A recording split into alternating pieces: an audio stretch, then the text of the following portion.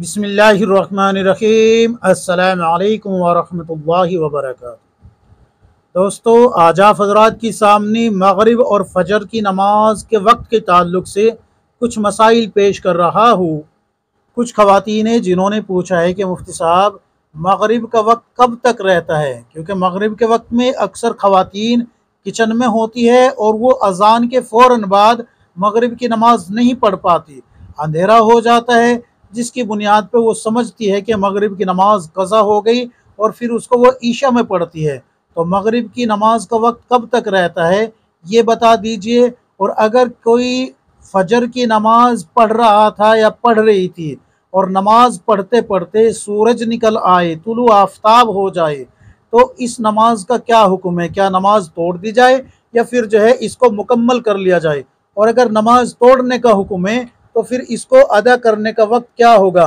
क्या ये इशराक में कज़ा पढ़ी जाएगी या अदा की ही नियत की जाएगी? शरीयत का क्या हुक्म है?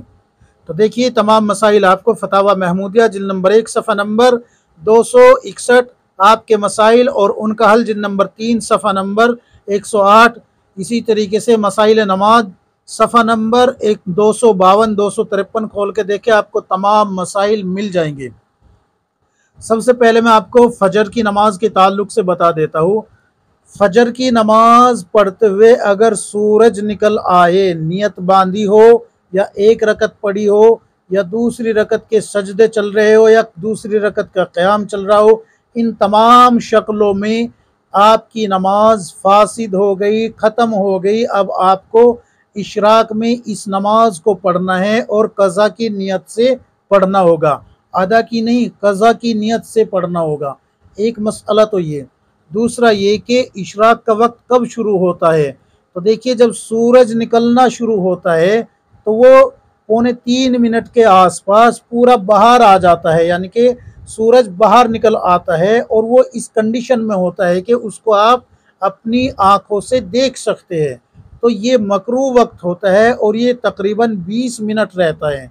ये तकरीबन 20 मिनट रहता है। इशराक का वक्त तब शुरू होता है जब आप अगर सूरज की तरफ देखना चाहे तो आपकी आंखें सूरज को ना देख सके, यानी कि सूरज की जो लाली है, जो लालपन है, वो सब का सब ख़त्म होके चमकदार सफ़ेद बन चुका हो, उस वक्त जो है इशराक का वक्त शुरू हो जाता है।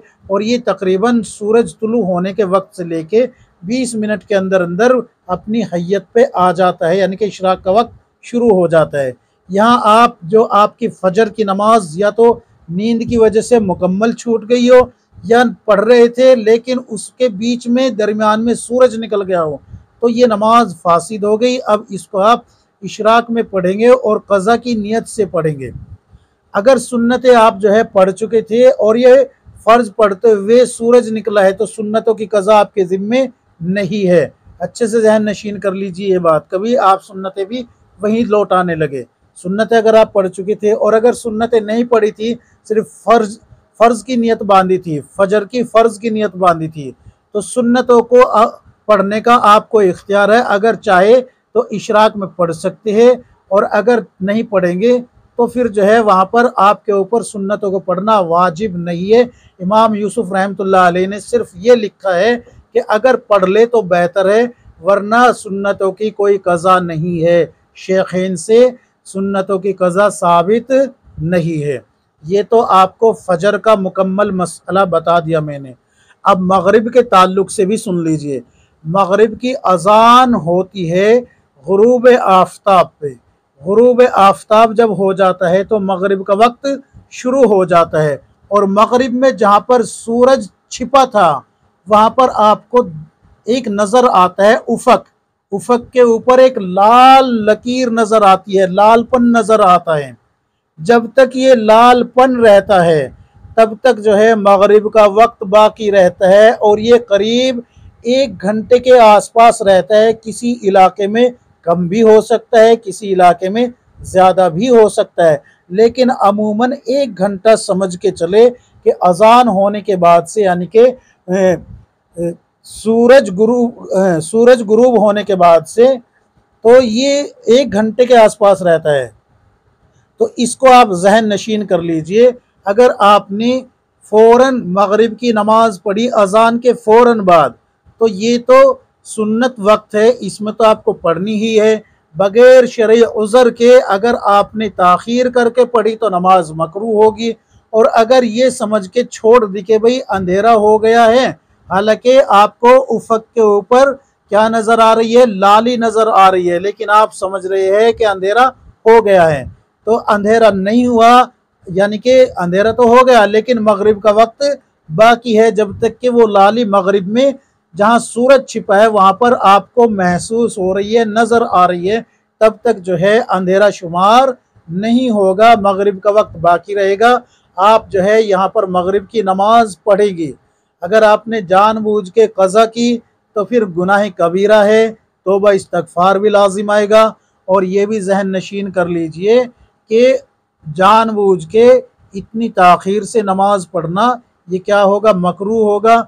आप जो है किचन को थोड़ी देर के लिए 5, 7, 10 मिनट के लिए बंद कर दीजिए और नमाज पढ़ लीजिए। क्यों? इसलिए कि अल्लाह का हुक्म मुक़द्दम है मखलूक के हुक्म पे। मखलूक का हुक्म क्या है भाई, आप जो है अपने शोहर के लिए खाना बना रही है, अपने बच्चों के लिए खाना बना रही है, अपने माँ बाप के लिए, सास ससुर के लिए या किसी और रिश्तेदार के लिए अपने लिए खाना बना रही है, तो आप इस पे अल्लाह के हुक्म को मौखर नहीं कर सकते। बेहतर यही है कि आप जो है किचन बंद करें और उस वक्त जो है नमाज अदा करें। लेकिन बिलफर्ज अगर ऐसा हो जाए कि आपके जहन में नहीं रहा या आपने जो है ध्यान नहीं दिया, कोई और वजह से कोई शरई उज़र आपके पास था और आपने ताख़ीर की है, तो आपकी नमाज जो है इस 1 घंटे के अंदर अंदर आपको पढ़नी होती है। 1 घंटे के बाद आपके पास वक्त नहीं होता। कई लोगों के दिल में ये भी आती है, जहनों में ये बात आती है कि ईशा के वक्त तक जो है मगरिब का वक्त रहता है। तो देखिए, ईशा का वक्त अगर आप समझ के चलते हैं कि जहाँ पर अजान की आवाज़ आती है वहाँ ईशा का वक्त शुरू होता है, तो इस गलत फहमी को अपने दिमाग से निकाल दीजिए।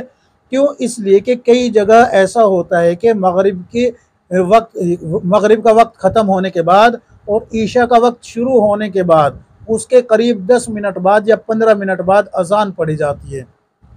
तो जहाँ पर मगरिब का वक्त ख़त्म होगा, पूरा मुकम्मल वक्त ख़त्म हो जाएगा, जो मैंने बताया है कि 1-1.25 या 1 घंटा, अमूमन 1 घंटा या कई जगह 1 घंटे से भी कम होता है। तो जहाँ पर ये सूरज की लाली जो नज़र आ रही है मगरिब में, जहाँ पर सूरज छिपा है, ये लाली जहाँ ख़त्म हो गई और सितारे आसमान में चटक आए, नज़र आने लगे, अपनी असल हैयत पे आ गए, तो मगरिब का वक्त ख़त्म हो गया और ईशा का वक्त शुरू हो गया। अजान शर्त नहीं है कि भाई अजान होगी तो ही ईशा का वक्त शुरू होगा, अजान तो ताख़ीर से भी होती है। इस बात को अच्छे से समझ लीजिए। उम्मीद है कि मगरिब के वक्त के ताल्लुक से और फजर के वक्त के ताल्लुक से आपकी समझ में मसला आ गया होगा। अल्लाह तबारक व तआला हम सबको किताब व सुन्नत के मुताबिक ज़िंदगी गुजारने की तौफीक अता फरमाए। आमीन या रब्बुल आलमीन।